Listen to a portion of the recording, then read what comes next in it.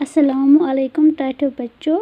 आज छे परुन पे सत कम अल्फाज बे ते सत कम अल्फाज अजुक सबक परन ब्रो करो इस रातुक सबक रिपीट। मे उम्मीद तह तुम याद कर्मित। अलिफ से अंगूर, अंगूर गई दच। अलिफ से अनार, अनार गई दोन।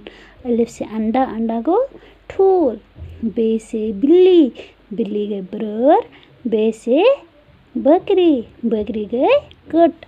बे से बस, बस गई गाड़ी। वलो आज पढ़ो इस पे से कम अल्फाज बे ते से। पे से पतंग, पे ते नून गा पतंग। पे से पतंग। पे से पंखा, पे नून कीफ दुतशम अलिफ पंखा। पे से पंखा।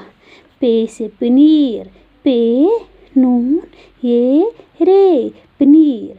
पे से पनीर, पे नून ये रे पनीर। पे से पतंग, पतंग तथ तो इंग्लिश पे वन काइट।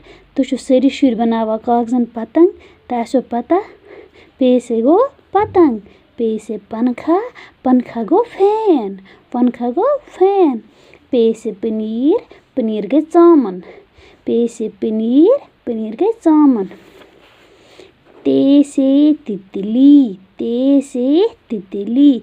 ते लाम ये तितली। ते से तितली। ते से तरबूजा, ते से तरबूजा।